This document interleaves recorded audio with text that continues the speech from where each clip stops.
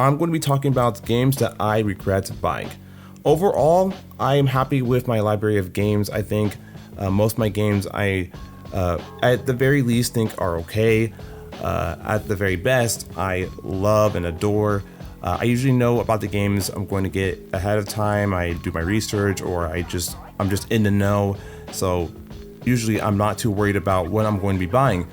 But there are some games that I don't know about in advance, like I'm going into it blind, or I find off of a shelf in a game store and I think, why not? Let me try it out. Sometimes that works, sometimes it doesn't, and that's what I'm going to be talking about. The games that don't work that I end up kind of regretting. Now, this regret that I'm talking about, it kind of varies from game to game. Like some of these games, I absolutely think it was a mistake buying it. Some of these, it's a little bit of regret, a little bit of it's fine. It's kind of a case-by-case basis. This first game is not one of them. Sneak King for Xbox. Why do I own this game? So I think I grabbed the game from a game store when I was with a friend. We were just goofing around and I was like, oh, it would be really funny if I got Sneak King for Xbox, because like this was, I think, 2017. I had my Xbox for not even a year at that point, and I was like, I need more games. And Sneak King, I knew how bad it was. I've seen the YouTube videos and I'm like, you know what, I'm getting it. This is gonna be funny. And yeah, it's Sneak King. It's absolutely Sneak King, and it's a waste of money. So I played it once and I was like, okay, I'm bored. It's a lame game and it's not a good game, but also it's just boring. It's just really, really boring because you just go around sneaking around trying to surprise people. I guess there's something about Burger King burgers involved. I don't know. This is definitely a really lame game, and I guess I can't totally regret buying it because it was only like $2. But at the same time, it's like I literally have no reason to ever open this game up again, unless it's for something like this where I'm talking about it. Here is a more recent game that is kind of the reason that I made this whole video in general. Splatoon 3. Now I know that a lot of people love Splatoon 3, and I know there are some really big Splatoon fans out there. I personally really love Splatoon 2. It was my first Splatoon game. When I first got it, I think it was 2018. It was my first Switch game, and I played that game for hours and hours. I'm not great at it, but I really had a lot of fun just playing that game. I even had a lot of fun playing the single player. Yes, it's pretty basic, it's not crazy, but I still think it's a fun time. I think it was in 2021, after I got a Wii U, I finally experienced Splatoon 1. And yeah, Splatoon 1 is also pretty good, and it's nice to have the gamepad for the map and certain other things. I just prefer Splatoon 2, honestly. I think the biggest thing is that I hated using the gamepad to play the game. It just felt too cumbersome to do all of that. I prefer just using a Pro Controller. Like, I wish I could have used the Wii U's Pro Controller for that game. But you can, but you have to use some stupid workaround. I didn't want to do that. So yeah, Splatoon 3, I loved a lot. I didn't mind that it was very derivative of Splatoon 1 because I thought, okay, if it ain't broke, don't fix it. And yeah, Splatoon 2 was my first game, but I didn't mind too much. Splatoon 3, on the other hand, oh my, Splatoon 3 was my most anticipated game of 2022. I was so hyped for this game. And there are a lot of like really good improvements in this game. There are a lot of new things in this game.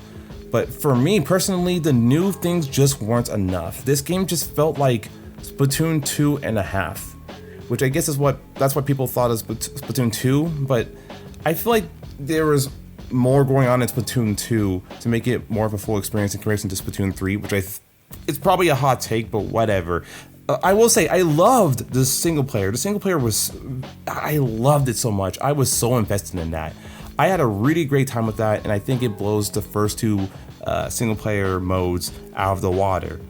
But just playing regular matches, I didn't do that all that much, just because it wasn't interesting to me anymore. Granted, also I was more busy at this point in my life than I was when I played Splatoon 2, but it wasn't interesting to me. It ended up being a huge letdown. After I finished the single player in Splatoon 3, I just basically stopped playing. I haven't really come back for any of the Splatfests.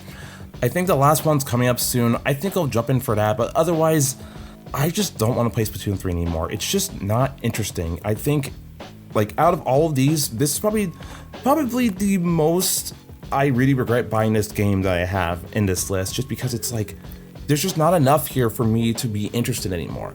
The only reason that I would go back to this game in comparison to Splatoon 2 is because Splatoon 2 is now irrelevant because of this game. I just think that Splatoon 3 came too early. I think it's probably my biggest thing. Splatoon 3 came too early. I think if we waited until the next system, that would have made more sense. I just don't get why there's two Splatoons on the same console that are so similar to each other.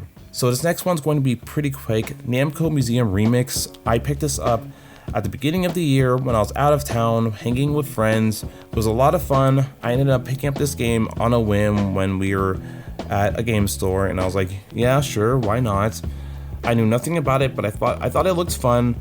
Booted the game up, and like, no instruction on what to do. It's just a random hub with a bunch of random games you can play, and they're all very I don't know, really boring. Like, I thought that this was gonna be a fun minigame collection. I'm a sucker for minigame collections.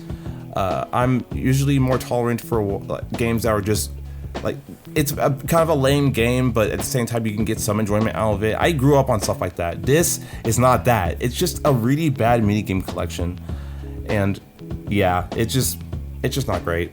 Alright, here's a fun one. Soul Hackers 2. So at the beginning of 2022, Atlas was promoting this thing, and I knew nothing about it. I wasn't interested in the SMT games. I had played Persona 4 and Persona 5, but I'm not an RPG guy at all, so I didn't really care about anything else. They promoted this game, and I saw a trailer, and I thought, hey, that actually kind of looks interesting.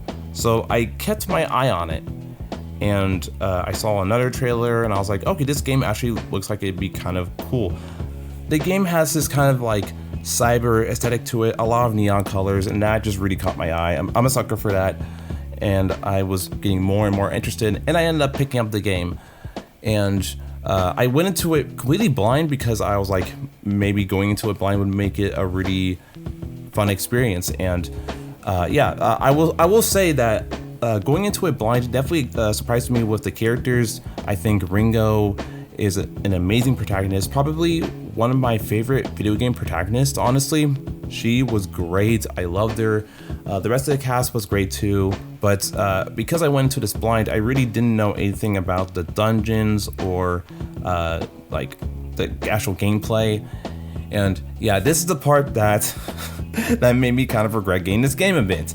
I mean, it makes it worse that I don't really like RPGs, and I don't know why I was able to get through Persona 4 and Persona 5 before. Probably because it's like, with Persona 5, it's a lot chiller, I feel like. With this game, it's also chill, but there was just something about the mechanics I just didn't really like. But I got used to it by the end of the game, so that wasn't a big deal. What I really hated were the dungeons. It will take too long to really get into it, but basically there's two types of dungeons. The main dungeons you go throughout the game to search for stuff, and like they're really generic, they're really boring, and enemies can pop up out of nowhere, which is obnoxious. And then you have the other type of dungeons, which I think they're called soul matrices or something like that, and these are even more boring than the actual dungeons. And I forget if they're required or not to beat the game. I feel like, I want to say they are, or at least being one of them is. And it's just ever growing as you go through it, and like, it's just the same thing all the time, and the same music, and it's all so boring. I think the music is the same for both dungeons, or both types of dungeons, and it's just so boring. The enemies popping out of nowhere is obnoxious. When the game first came out, you could only walk, or I think you would have to like get a skill in order to run, and that does not make any sense. And they added an update where you can actually run with a press of a button. Like, they actually had a bind for running, but the fact that they hadn't added an update for that makes no sense. So yeah, I got through the game, and even the story at some point I was like, all right, the story's kind of whatever. I feel like it kind of just ended. I just don't really care for it. For the longest time, I wanted to keep thinking that this game was a fun time, and I was really holding strong, but like, there was one dungeon in particular that was this huge maze that was very convoluted to go through and had a bunch of one-way gates, and oh man, I did it without looking anything up, which I'm proud of myself for, but man, I had it after that point. It wasn't fun, and I just beat the game out of obligation at that point, not because I wanted to see what happens. So yeah, I think Splatoon 3 is still my most I regret getting this game, but if there was a second game, it'd probably be this. And lastly, this game is a little weird because I feel like I don't fully regret getting it, but I wanted to put it on the list anyways. Sushi Striker: The Way of Sushido. This game is weird. This is basically a 3DS game, but it's on Switch. But it's a fun Switch game that's pretty much a 3DS game. It's a puzzle game where you have to match a bunch of sushi and fling, I think, the plates at enemies, and you eat the sushi and it gets you like all powered up. I don't know, it's just a simple puzzle game.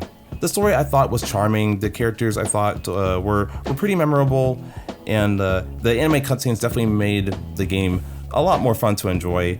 Had just dumb humor all around, it was a good time. The core of the game's honestly really good. I was really enjoying it when I played it back in 2019, I believe. The problem is, it just keeps going and going and going and going and going. It's really repetitive. They don't do a lot to really make the experience new after a certain point. I honestly think like there's not much you can really do with this. I think it went on too long, pretty much. It's too repetitive and it goes on for too long. That's my main thing. And by the end, I was like, I'm just ready to be done. And unfortunately, they kind of ended the story where they made it where they can make a sequel, but I'm pretty sure this game didn't sell all that well, especially for being, I'm pretty sure this is like a more recent Nintendo IP, and it kind of just fell to the wayside. I think it'd be cool to see a sequel of this game with the next upcoming console, but who knows what's gonna happen. I think this game as a whole, it's fun, it's fine, but like, I think there's a demo out there. I think you can play the demo a bunch of times and really just get all you want out of the game. Buying the game isn't that necessary because it just goes on for too long. And that's all the games that I regret buying. Now, do you have any experience playing any of the games that I talked about, or do you have a game that you just regret buying or you thought you spent too much money on? Let me know. Did I make you upset? Too bad. Anyways, I gotta go. Later.